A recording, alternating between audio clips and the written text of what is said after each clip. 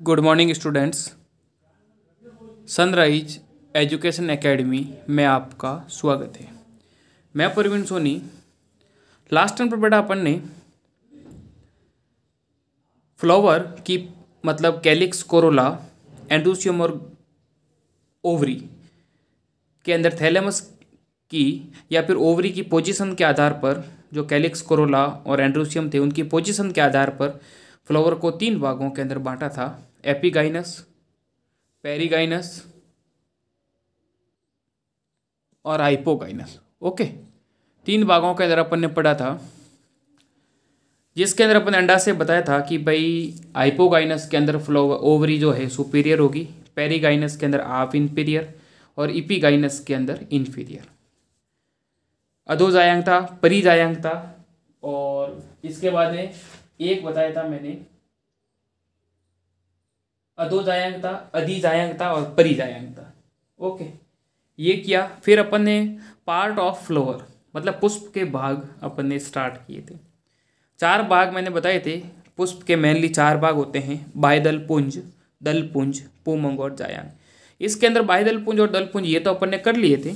आज स्टार्ट कर रहा हूँ, हाँ मतलब पुमंग, बाह्यदल पुंज, दल पुंज, पुमंग और जायांग। तो पुमंग को स्टार्ट करने से पहले बाह्यदल और दलपुंज से संबंधित एक टर्म आ रही है जिसका नाम है एस्टिवेशन, या जिसको कहेंगे पुष्प दल विन्यास।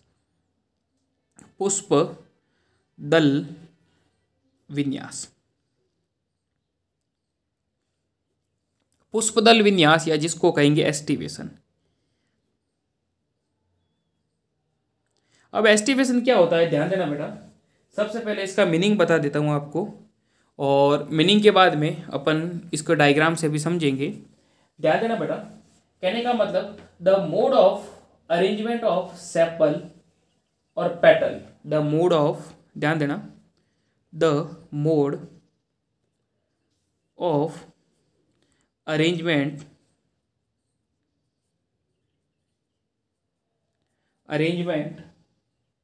of sepals and petals of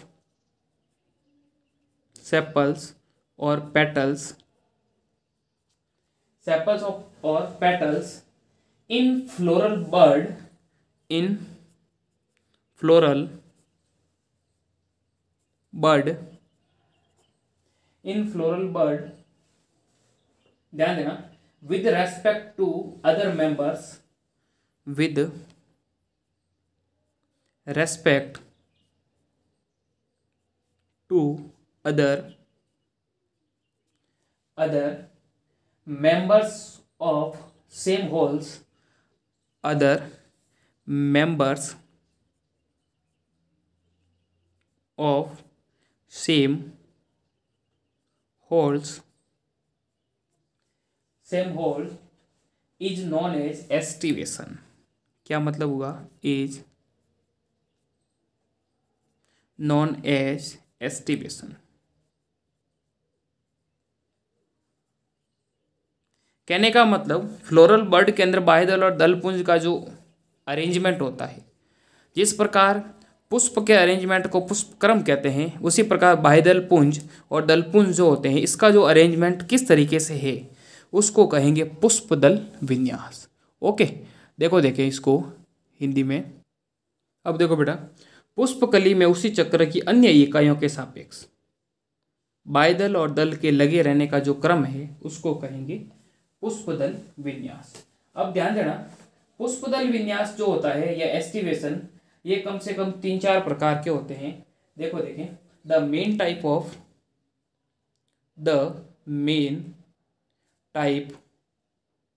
of aestivation, ध्यान देना कौन कौन सी, वेलवेट, दूसरा है ट्विस्टेड,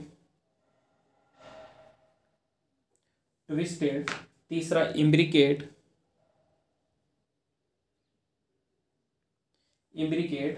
और चौथा है वैक्सिलरी। ओके, मतलब पुष्पदल विन्यास जो है मेनली 4 प्रकार के होते हैं। देखो देखें, इनको वेलवेट को कहेंगे कोर स्पर्शी हिंदी में, कोर स्पर्शी। ट्विस्टेड को कहोगे व्यावर्तित, व्यावर्तित। इम्ब्रिकेट को कहोगे कोर छादी, और एक होता है वैक्सिलरी।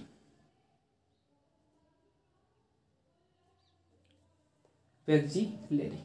अब ध्यान देना बेटा, सबसे पहले अपन स्टार्ट कर रहे हैं कोर स्पर्शी। कोर स्पर्शी या इसको कहेंगे वेलवेट फर्स्ट, वेलवेट या कोर स्पर्शी। ध्यान देना, कोर स्पर्शी क्या होते हैं, देखो देखें, जब चक्र के बाह्यदल अथवा दल, जब चक्र के बाह्य दल अथवा दल, ध्यान देना, बाह्यदल अथवा दल, बाह्यदल अथवा दल एक दूसरे के किनारों को, दल एक दूसरे के किनारों को केवल स्पर्श करते हो, केवल स्पर्श करते हो, समझ रहे हो, उसे कोर स्पर्शी कहेंगे, उसे कोर स्पर्शी कहते हैं। ओके, और इनका एग्जाम्पल है कैलोट्रोपिस, आँख, कैलोट्रोपिस। कहने का मतलब देखो देखें, देखो, when sepal or petal in a holes just touch one another at the margin without overlapping as in calotropis, it is said to be valvular। कहने का मतलब जब सेपल और पेटल, कहने का मतलब जिसके बाह्य दल और दल केवल एक दूसरे को स्पर्श करते हैं, एक दूसरे को ओवरलैप नहीं करते, तो उसको कहेंगे कोर स्पर्शी। समझ रहे हो, देखो देखें, जैसे इस तरीके से, जैसे ये बाह्य दल है या फिर दल है, अगर एक दूसरे को स्पर्श करते हैं, एक दूसरे के सिरों को स्पर्श करते हैं, एक दूसरे को ढकते नहीं है, समझ रहे हो, तो उसको क्या कहेंगे, कोर स्पर्शी, या फिर उसको हिंदी में इंग्लिश में कहेंगे वेलवेट। ओके बेटा, इस तरीके से देखो देखें, ये केस देखने को मिलता है जब, जो कहने का मतलब बाह्य दल और दल एक दूसरे सिरों को, कहने का मतलब केवल स्पर्श करते हैं, तो उसको क्या कहेंगे, कोर स्पर्शी। दूसरा है ट्विस्टेड या व्यावर्तित। ध्यान देना बेटा, ट्विस्टेड के अंदर क्या होगा, देखो, twisted,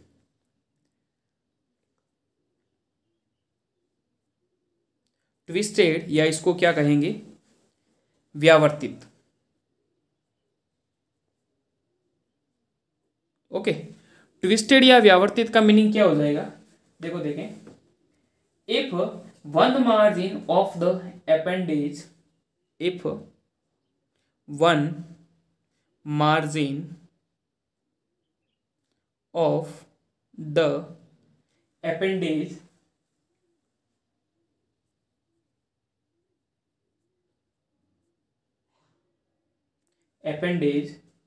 overlap that of the, overlaps that of the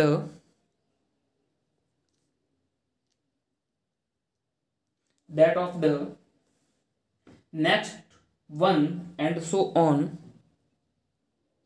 next one and so on, as in China rose, किसमें होगा, as in China rose, lady finger and cotton, China rose, cotton, cotton, it is called twisted, it is called twisted. देखो देखें, मतलब जिसमें एक दूसरे को, ध्यान देना बेटा, यदि दल या बाह्य दल का किनारा अगले दल पर तथा दूसरे तीसरे आदि पर अति व्याप्त हो तो उसे व्यावर्तित कहते हैं। उदाहरण गुड़हल और कपास।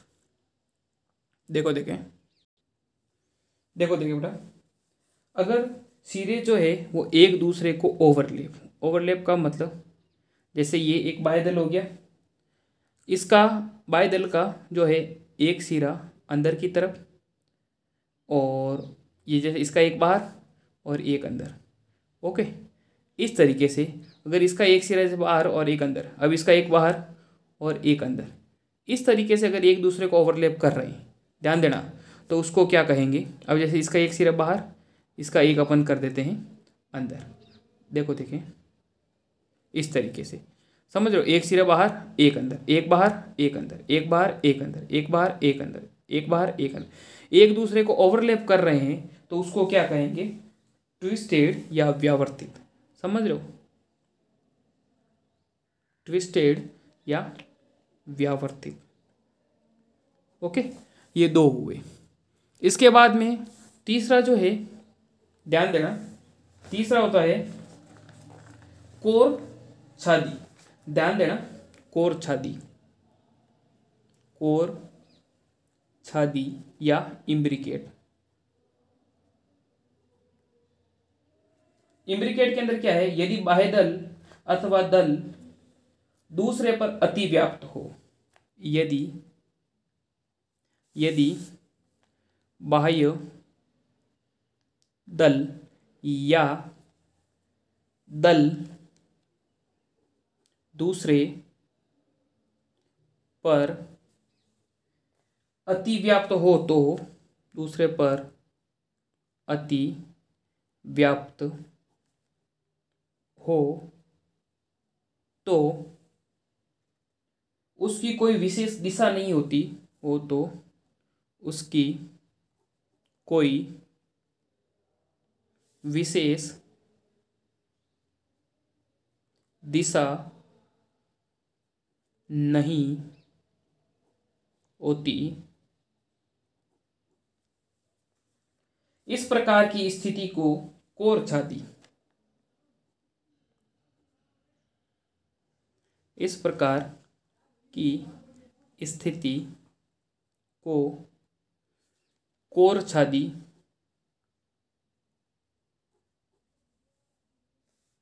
कहते हैं। ओके, और इसके जो उदाहरण हैं, गुलमोहर।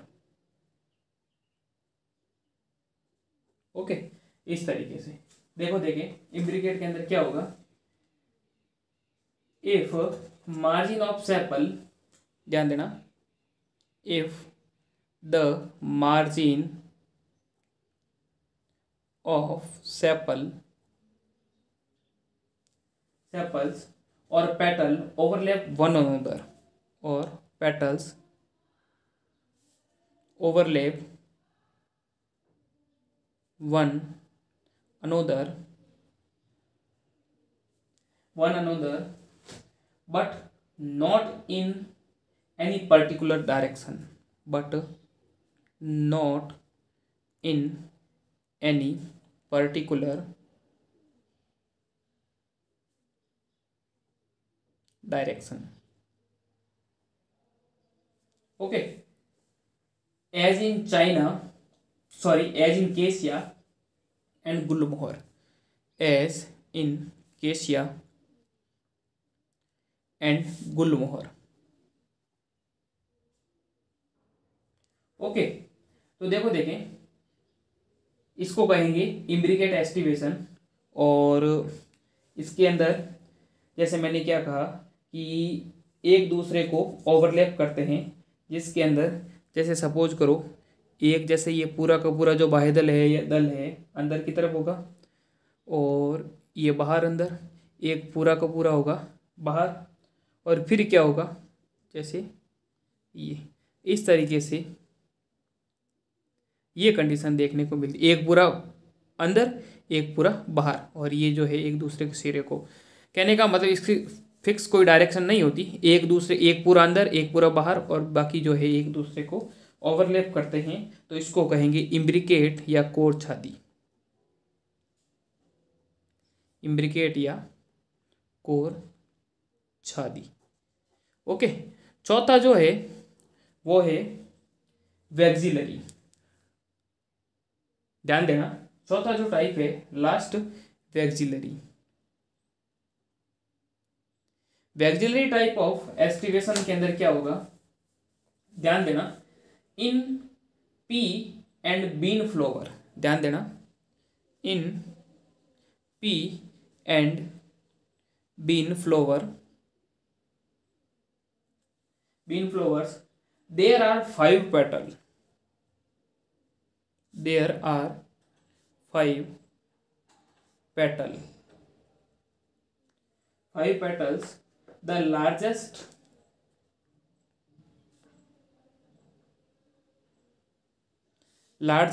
standard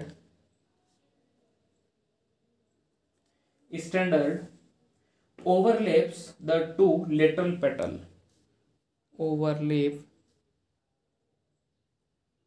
Overlaps the 2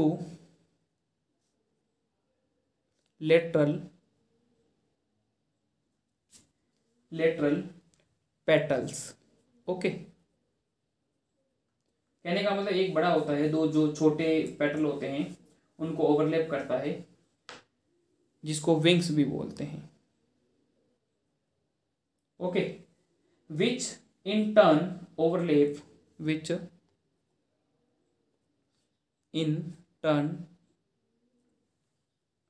overlap and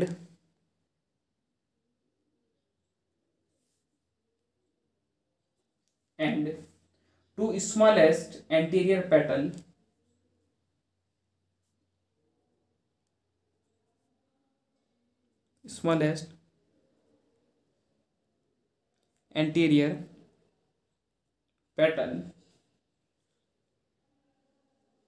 keel. This type of estivation is known as keel. This type of estivation is known as vexillary,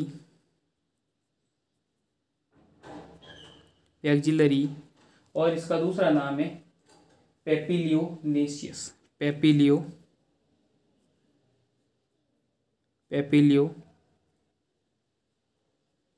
समझ रहे हो? कहने का मतलब एक बड़ा बाहर की तरफ, दो छोटे अंदर की तरफ होंगे, फिर जो दो है वो एक दूसरे को ढकेंगे। अभी डायग्राम बनाऊंगा, एक बार हिंदी में देख लो इसका। देखो बेटा, मटर या सेम में 5 दल होते हैं। इनमें से सबसे बड़ा मानक 2 पार्श्वी, कहने का मतलब एक सबसे बड़ा बाहर की तरफ होता है, 2 पार्श्वी को और 2 सबसे छोटे अग्र दलों को अतिव्याप्त करते हैं। एक बड़ा जो बाहर की तरफ में, जैसे इस तरीके से देखो बेटा, ये जैसे बड़ा जो होता है वो बाहर की तरफ होता है, और 2 जो छोटे होंगे अंदर की तरफ। ओके, 2 ये और एक बड़ा बाहर की तरफ, और 2 जो होते हैं वो एक दूसरे को क्या करते हैं, ओवरलैप करते हैं। इस तरीके की कंडीशन मिलती है, उसको कहेंगे वैक्सिलरी। 2 पार्श्वी को और 2 सबसे छोटे अग्र दलों को अतिव्याप्त करते हैं। इस प्रकार के पुष्प दल विन्यास को वैक्सिलरी कहेंगे। मटर और सेम के अंदर इस प्रकार की कंडीशन देखने को मिलती है। ओके बेटा, तो इस तरीके से ये देख लो आप एक बार, जैसे इसके अंदर भी बता देता हूँ मैं आपको। ये जैसे ये देखो, सिरे जो है एक दूसरे को स्पर्श कर रहे हैं, ये कोर स्पर्शी हो गया। ये एक दूसरे को ढक रहे हैं, एक भुजा बाहर की तरफ, एक अंदर, एक बाहर, एक अंदर, एक बाहर, एक अंदर। इसको कहेंगे व्यावर्तित, जिसमें एक पूरा का पूरा अंदर, ये मैंने बताया था, एक पूरा बाहर, बाकी एक दूसरे को ढक रहे हैं, उसको कहेंगे, क्या कहेंगे, कोर छाती। और एक बड़ा पूरा बाहर की तरफ, 2 अंदर की तरफ, 2 एक दूसरे को ओवरलैप करें, इस प्रकार की कंडीशन है, इसको कहेंगे वैक्सिलरी या पेपिलियोनेशियस। ओके बेटा, तो ये थे अपने मतलब एस्टिवेशन या पुष्पदल विन्यास 4 प्रकार के। अब अपन आगे करते हैं एंड्रोसियम या पुमंग, जिसको कहें, जो कहने का मतलब तीसरा चक्र होता है एंड्रोसियम। एंड्रोसियम या जिसको कहेंगे पुमंग। पुमंग ये जो है तीसरा नर जनन चक्र होता है और इसके अंदर मैंने बताया था कि ये पुष्प के इसके अंदर जो है परागकण बनते हैं और इसकी जो इकाई होती है उसको कहेंगे स्टेमन। Androecium is composed of स्टेमन। जैसे कैलिक्स की सेपल बताई थी, कोरोला की पेटल, इसकी जो होती है स्टेमन। स्टेमन या फिर इसको कहेंगे पुंकेसर। पुंकेसर, ओके, पुंकेसर। और ध्यान देना जो ईच स्टेमन होता है, प्रत्येक स्टेमन के जो है 3 भाग होते हैं। सबसे जो अपर पार्ट होता है उसको कहेंगे एंथर या पराग कोश, ओके। जिससे जुड़ा हुआ है उसको कहेंगे कनेक्टिव, यूजी। और आधार वाला जो थ्रेड लाइक स्ट्रक्चर है उसको कहेंगे फिलामेंट या पूतंतु, ओके। अब ये जो एंथर होता है या जिसको परागकोश कहते हैं हिंदी के अंदर, और ये जो है इनके अंदर क्या होते हैं कि प्रत्येक ये जो है बाइलोब्ड होता है। समझ रहे हो, जैसे बीच में संकीर्णन दिख रहा है ना, इसको जब मैं बाहर लूँ तो ये जो क्या होता है बाइलोब्ड, बाइलोब्ड या द्विपालित, ओके, द्विपालित होता है। और इसकी जो प्रत्येक जो लोब होती है, प्रत्येक लोब के अंदर जब इसका टीएस लेते हैं ना या फिर इसके 2 भाग करें तो इसकी प्रत्येक लोब के अंदर इस तरीके से 2 सैक दिखाई देते हैं। ये जैसे बीच वाली दीवार होगी, प्रत्येक इसके 2 भाग की, तो प्रत्येक के अंदर वापस इस तरीके की 2 सैक लाइक संरचना दिखाई देती है।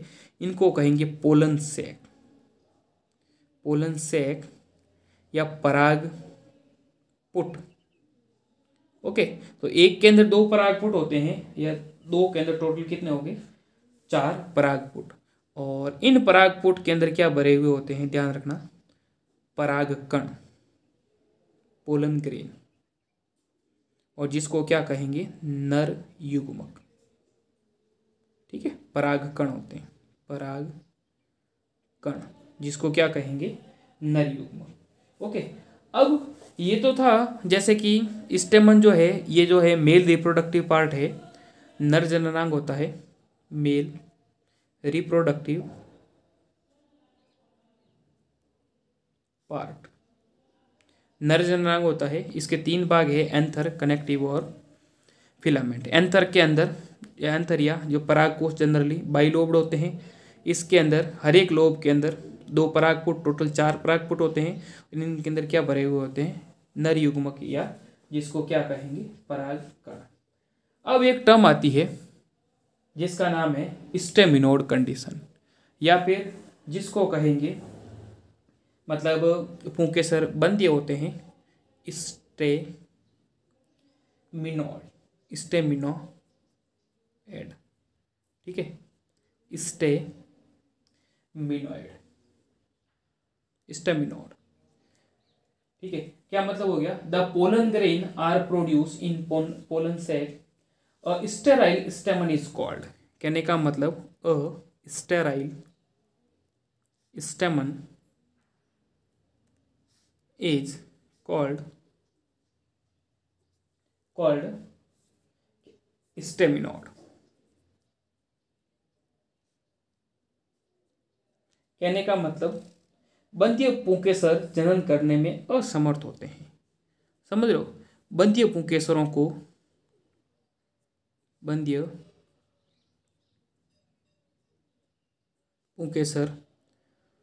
पुंकेसर जनन करने में असमर्थ होते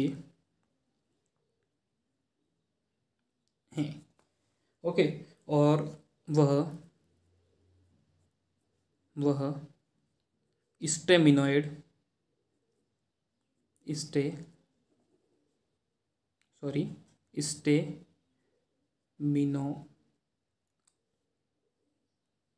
स्टेमिनोइड कहलाते हैं।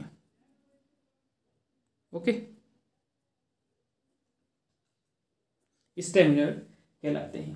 इसके बाद में एक दो टर्म आती है, एपिपेटलस और एपीफिलस। देखें क्या होते हैं एपिपेटलस और एपीफिलस। ध्यान देना बेटा, एपिपेटलस, ओके, EPIPETALOUS या दल लग्न। ओके, दल लग्न इसका मतलब क्या हो गया, when stamen are attached to the petal. क्या मतलब हो गया, when stamen are attached to the petal. Okay, क्या मतलब हो गया, कहने का मतलब जब स्टेमन जो है वो किससे जुड़े हुए होते हैं, दल से। ओके, जब पुंकेसर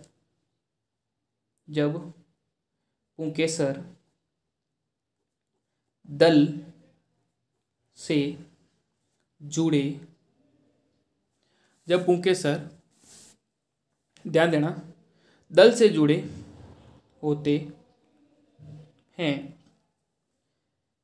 तो उसे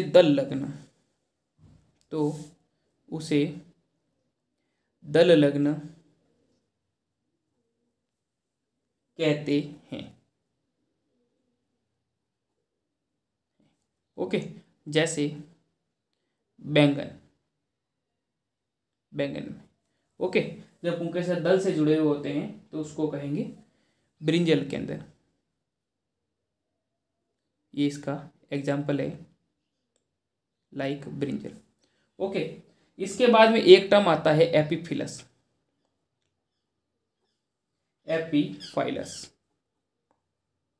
या फिर इसको कहेंगे परिदल लग्न। क्या मीनिंग हुआ परिदल लग्न का, when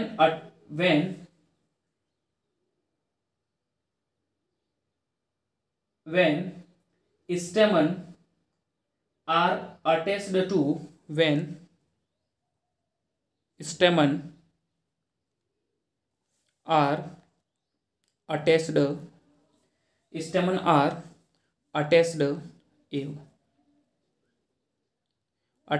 to the perianth।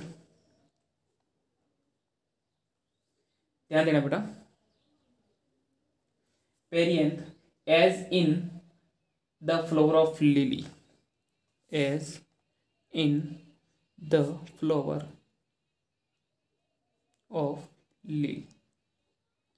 समझ लो क्या मतलब हुआ, कहने का मतलब यदि ये जब पुंकेसर, क्या मतलब हो गया, जब पुंकेसर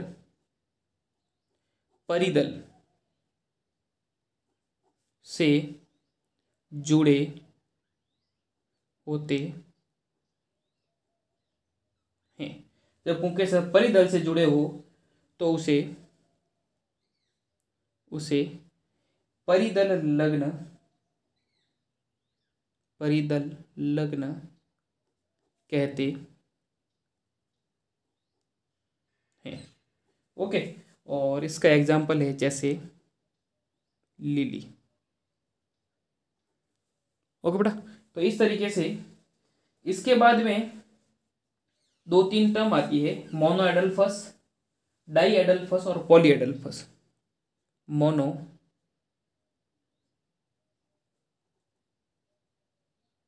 मोनोएडल्फस, डाईएडल्फस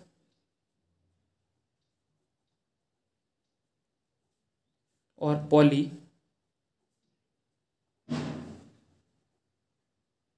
कहने का मतलब एक संगी, द्विसंगी, बहुसंगी। क्या मतलब हो गया, कहने का मतलब जब पुंकेसर एक गुच्छे के अंदर हो, समझ रहे हो, जब पुंकेसर जो है एक गुच्छे के अंदर हो और कहने का मतलब मिल करके एक पूरा का पूरा संघ बनाते हैं तो उसको कहेंगे मोनोएडल्फस या एक संघी। इसका एग्जाम्पल है गुड़हल, गुड़हल या फिर China rose, China rose. Okay, कहने का मतलब सारे के सारे जो पुंकेसर है वो आपस में मिल करके एक गुच्छा बना लेते हैं, एक संघ के रूप में व्यवस्थित होते हैं, अलग अलग नहीं है, तो उसको कहेंगे मोनोएडल्फस। डाईएडल्फस जो कंडीशन है ये जनरली मिलेगी पी या मटर के अंदर। कहने का मतलब पुंकेसर दो संघों के अंदर व्यवस्थित होंगे, दो अलग अलग, दो बंडल के रूप में। इसके अंदर पुंकेसर क्या होता है, 9+1 का अरेंजमेंट होता है, 9 अलग एक साथ में और एक अलग, इस तरीके से दो संघ बनाते हैं तो उसको कहेंगे द्विसंगी। और जिसके अंदर एक से अधिक संघ बनाते हैं, जिसके अंदर पुंकेसर जो है 2 से अधिक बंडल बनाते हैं, जैसे सिट्रस जो नींबू कुल के जो पादप होते हैं उनके अंदर, तो उसको कहेंगे बहुसंगी। ठीक है, इस तरीके से याद रखना। ठीक है, एक संघी कहने का मतलब पुंकेसर जो है वो एक ही संघ बनाते हैं, अलग अलग नहीं होते, उसको कहेंगे एक संघी, जुड़े हुए होते हैं। और जिसमें दो संघ बनाते हैं वो डाईएडल्फस, जिसमें एक से अधिक संघ बनाते हैं उसको कहेंगे पॉलीएडल्फस। ओके बेटा, तो ये था अपना आज का लेक्चर। बाकी नेक्स्ट टर्न पे अपन गाइनोसियम जो रिमेनिंग पार्ट है वो करेंगे। और होमवर्क के रूप में आपको आज का जो ये काम है ये आपको नोटबुक में करना है। कोई डाउट है, समस्या है तो मेरे व्हाट्सएप नंबर 9460656610 पर कभी भी पूछ सकते हैं। ओके बेटा, थैंक यू।